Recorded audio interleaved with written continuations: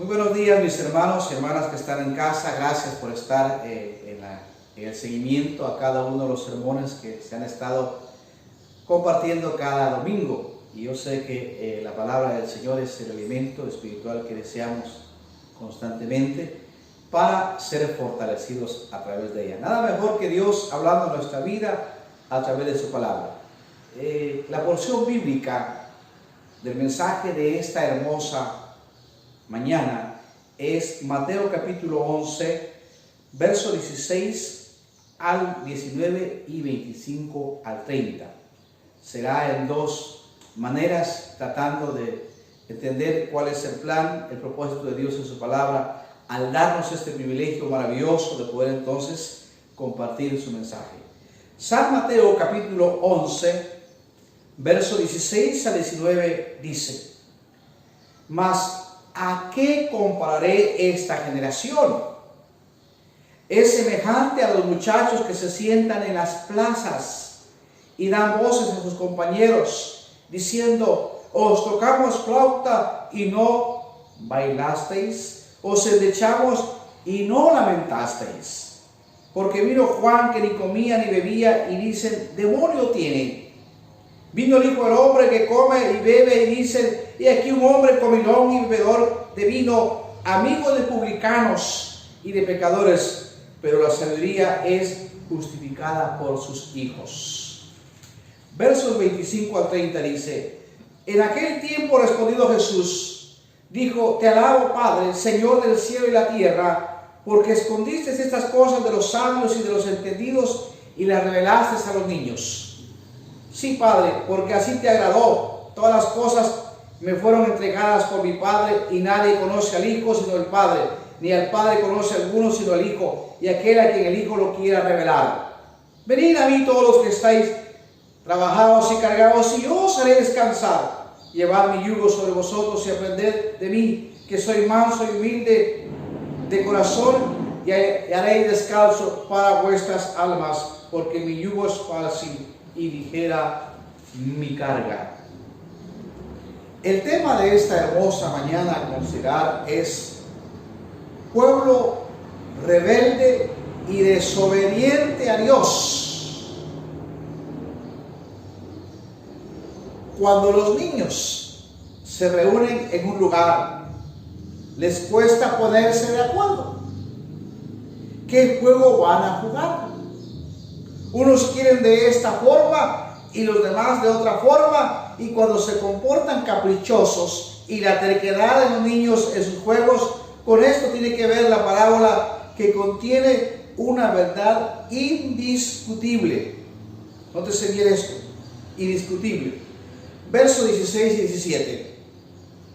Os tocamos flauta y no bailasteis, os endechamos y no lamentasteis. Sí. ¿A qué compararé a esta generación? Es semejante a los muchachos que se sientan en las plazas y dan voces a sus compañeros. Esta expresión entonces nos recuerda precisamente por qué razón ahora hay este ejemplo de los niños. Y es cierto, los niños muchas veces se reúnen para jugar. ¿Sí? Unos quieren jugar de esta manera y otros de otra manera, y les cuesta ponerse de acuerdo. Y a veces no están de acuerdo, y así que hay cierta separación entre ellos. La palabra que aparece acá diciendo claramente, Jesús retrata en la parábola al pueblo judío, oígase bien, al pueblo judío, que le ha negado la fe, y con dedicatoria a sus dirigentes especialistas en la ley. Ellos son los más directos responsables, unos que quieren y otros que no quieren jugar. Verso 18 dice: porque vino Juan, que ni comía ni bebía, y dicen: demonio tiene. Óiganse esta palabra. Esta palabra entonces es el retrato.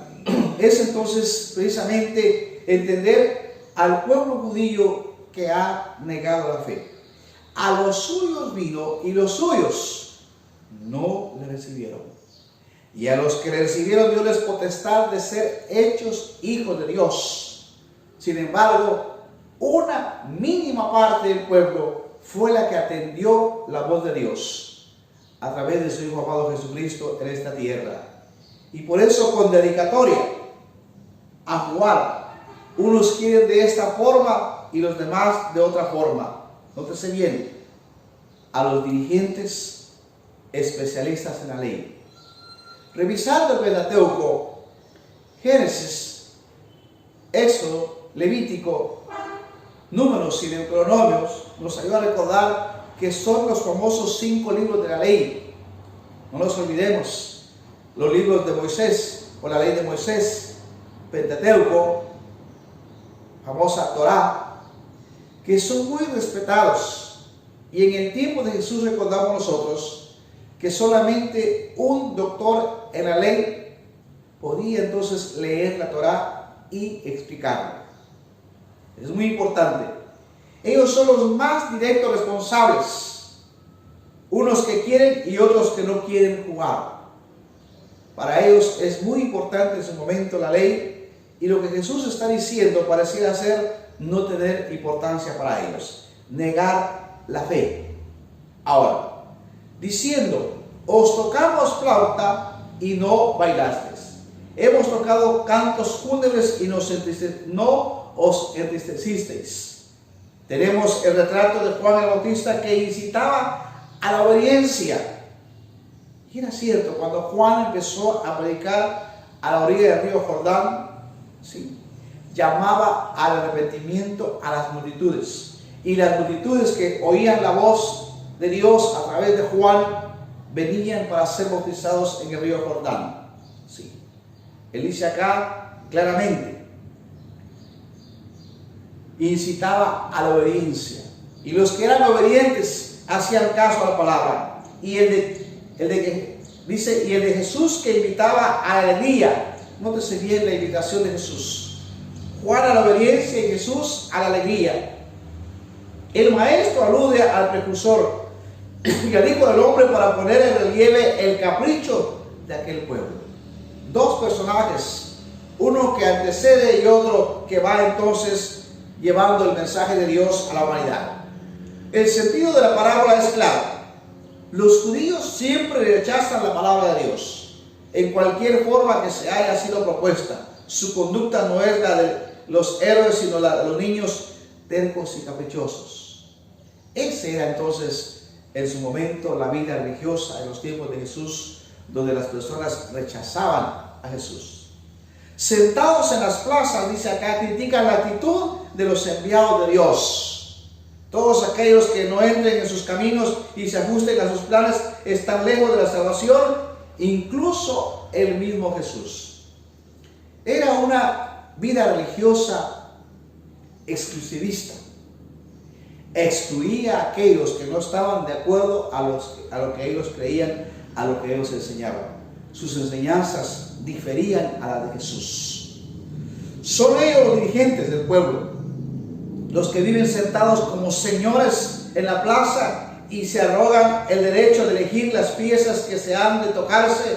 Por encima de todo deben prevalecer ahí su criterio, lo que ellos ordenen, lo que ellos digan. Su plusvalía, es decir, el valor que tienen ellos ha sido su capricho, que también ahí se comportan como niños. Y al no querer, dice, obedecer nunca, dice acá, quedan excluidos del camino de la salud, porque nuestra vida es fundamentalmente obediencia, la obediencia a la fe. Nunca Jesús los excluyó, sino que Él los hizo incluyentes. Sin embargo, ellos fueron excluyentes con Jesús. Ahora, nótese bien la expresión acá. La sabiduría es justificada por sus hijos. ¿Qué es la sabiduría? La sabiduría sin calificativo alguno es la sabiduría de Dios, la que viene de lo alto.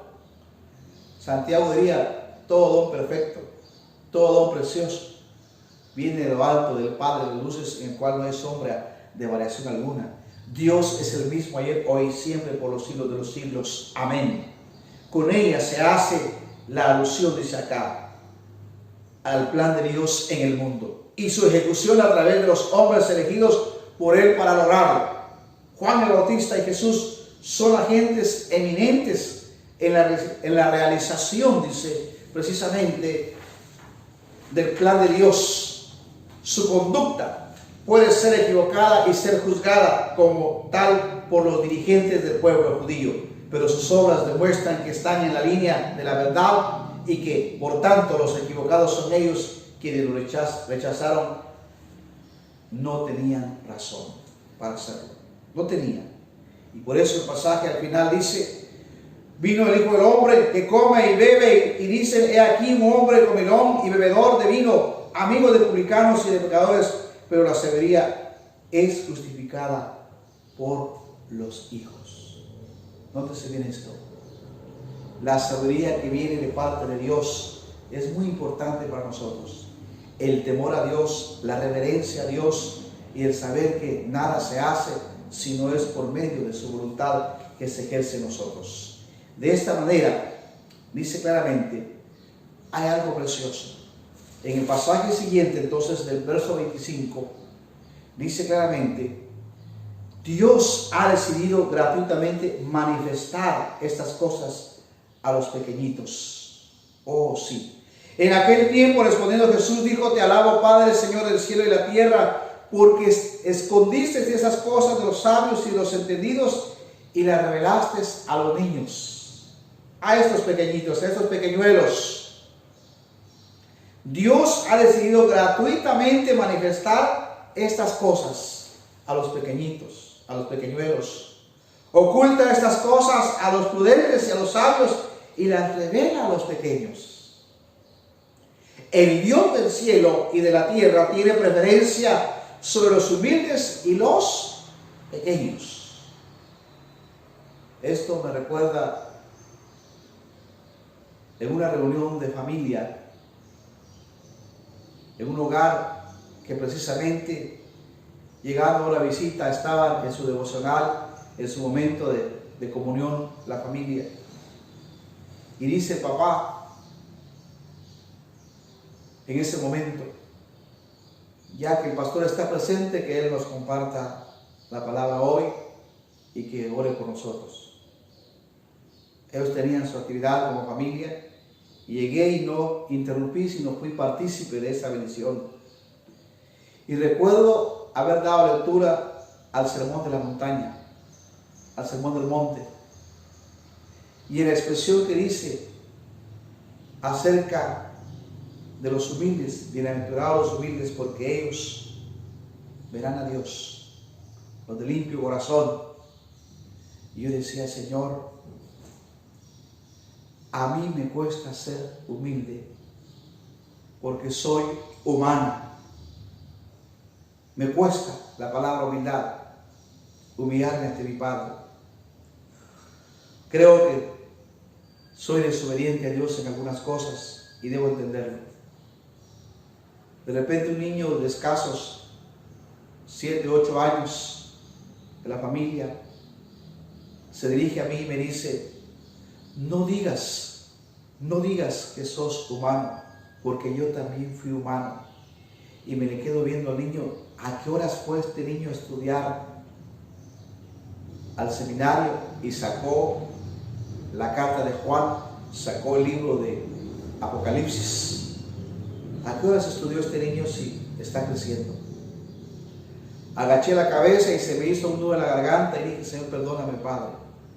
Tal vez estoy pensando algo que no es correcto, pero hoy me has corregido a través de un niño. La inocencia de un niño es muy importante recordar cómo Dios puede usar muchas veces a los niños con palabra para uno en su corazón, que uno es humano y cree que no está haciendo lo correcto delante de Dios. Dios ha decidido entonces gratuitamente manifestar estas cosas a los pequeños. Oculta estas cosas a los prudentes y a los sabios y las revela a los pequeños. El Dios del cielo y la tierra tiene preferencia sobre los humildes y los pequeños. ¿Quiénes son los pequeños a los que se les manifiesta el secreto de Dios? Era mi pregunta. ¿Quiénes son los pequeños? ¿Quiénes son los sabios y a los prudentes a los que en cambio se les ocultan?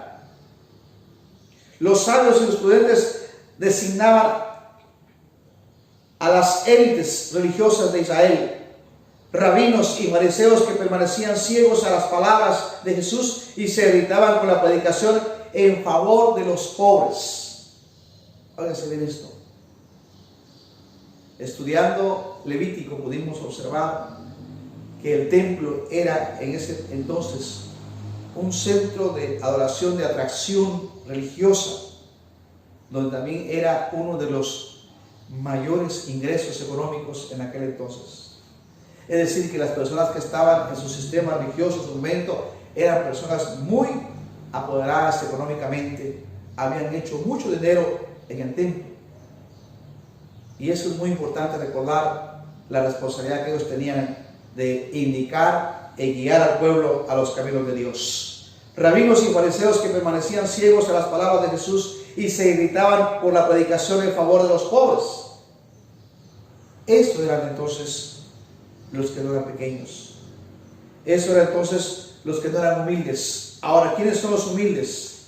Pequeños son, dice acá, hombres sin cultura, sin competencia religiosa, sin habilidad dialéctica, es decir, de pocas palabras, hombres del vulgo, sencillos y humildes, del vulgo sin facilidad de palabra, pobres aldeanos de Galilea, sin habilidad, dice aquí prácticamente, a quienes los doctores de la ley y los fariseos despreciaban.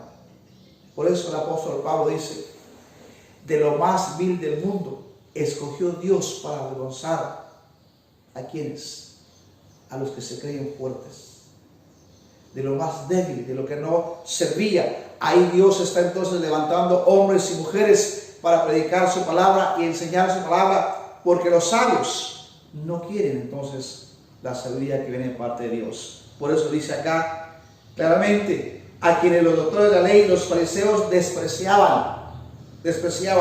En la época de Jesús, los cansados y oprimidos eran los que penaban bajo las intolerables y complicadas prescripciones de la ley farisaica. Por eso dice la palabra claramente, sí, Padre, porque así te agradó, todas las cosas me fueron entregadas a mi Padre, dice, por mi Padre, y nadie conoce al Hijo sino al Padre, ni el Padre conoce sino al Hijo, y aquel a quien el Hijo los quiera revelar. Venid a mí todos los que estáis trabajados y cargados, y yo os haré descansar. Cada vez que veía este versículo y daba lectura en el pasaje, decía, son aquellas personas que tienen necesidad de Dios. Mi mente era pensar en el necesitado. Y vean lo que dice la expresión acá. Dice, se sentían, dice claramente, en la época de Jesús, los cansados y oprimidos eran los que penaban bajo las intolerables y complicadas prescripciones de la ley farisaica y se sentían perdidos ante la doctrina sutil y difícil de los rabinos. Jesús les invitaba a buscar en otra parte, a saber el Evangelio y en su ejemplo la verdadera voluntad de Dios, una voluntad exigente pero rectilínea y simple al alcance de todos. Y eso nos recuerda por qué Jesús inició su ministerio no en Jerusalén, sino alrededor de la Decápolis en Galilea. Inicia en Capernaum, allá empieza a hablarle a gente sencilla, a gente humilde, porque allá en Jerusalén muchas veces Jesús no quiso ni quedarse en Jerusalén, sino que regresaba a Betania a dormir allá en la casa de Lázaro, Marta y María. Llegaba solo en ocasiones donde tenía que hacerlo, porque ahí estaba la oposición al ministerio de Jesús. Y por eso dice claramente, ¿quiénes son entonces? Jesús les invitaba a buscar en otra parte, ¿sí? A saber el Evangelio y en su ejemplo la verdadera voluntad de Dios, una voluntad exigente pero rectilínea y simple al alcance de todos. La doctrina que Jesús enseñaba no era la de los rabinos, la de los maestros, la de los doctores de la ley, de los fariseos. No, era una doctrina especial que venía de parte de Dios. Era una sabiduría de lo alto para motivar a su invitación y ofrecer su ejemplo. Se define Jesús manso y humilde de corazón, que indica la actitud de Jesús, dócil en toda la voluntad del Padre, una docilidad interior, libre y querida de corazón.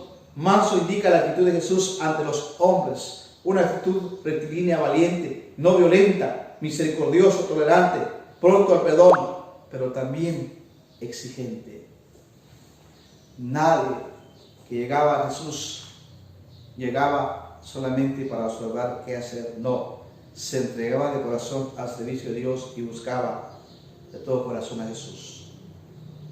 En conclusión, estos dos pasajes que acabamos de dar lectura, versos 11, 16 al 19, versos 25 al 30, dice, los dos pasajes nos comparten un mismo pensamiento.